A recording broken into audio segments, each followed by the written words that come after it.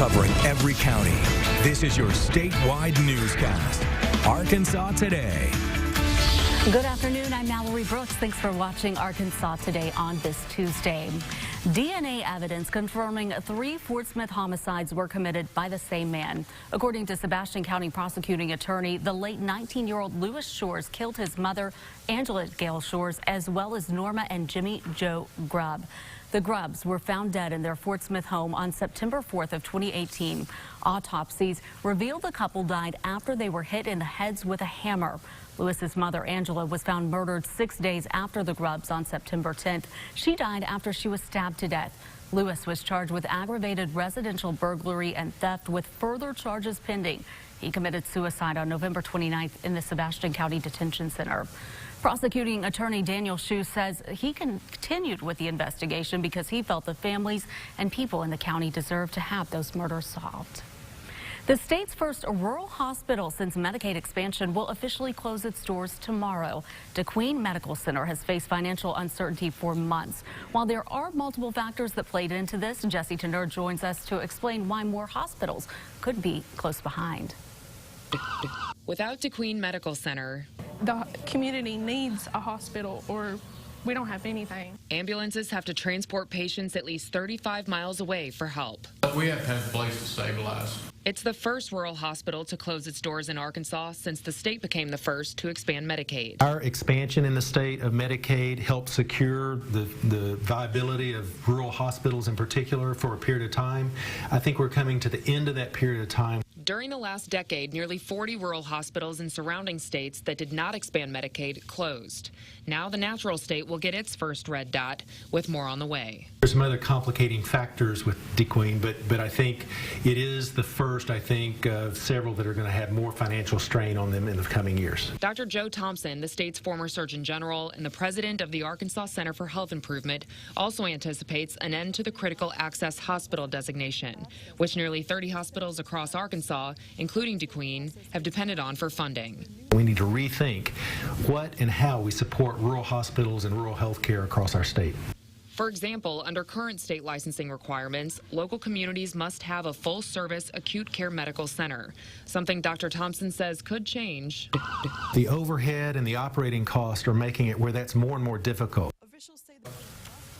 And that was Jesse Tenner reporting. DeQueen's county leadership plans to build a new hospital from the ground up. The question remains how to pay for it. Georgia Governor Brian Kemp signing a new anti-abortion law nicknamed the Heartbeat Bill. House Bill 481 would ban most abortions after 6 weeks of pregnancy, making it one of the nation's strictest laws of its kind. The new legislation would outlaw most abortions once a doctor detects a heartbeat in the womb and before most women know they're pregnant. Democrats, medical lobbies, and civil rights organizations have forcefully opposed the measure, warning it could force women to take dangerous steps to seek abortions. I understand, like the others have said, that some oppose this legislation.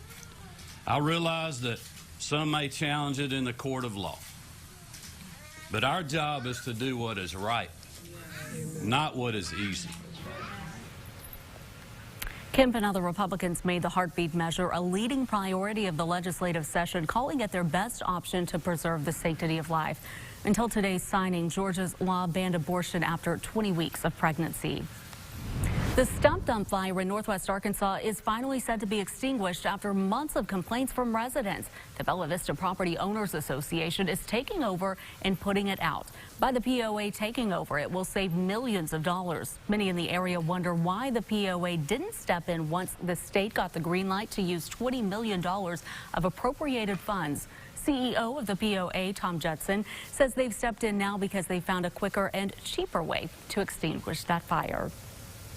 What they don't recognize is that any money that ADEQ expends has to be reimbursed. So that $20 million is not free money. If we're going to pay less now or more later, we chose to go with the less now. Plus, we know that we can bring quicker relief to our residents. The POA has until the end of the week to present their final plan to ADEQ. Once those plans are finalized, the fire should be completely put out in the next 30 days.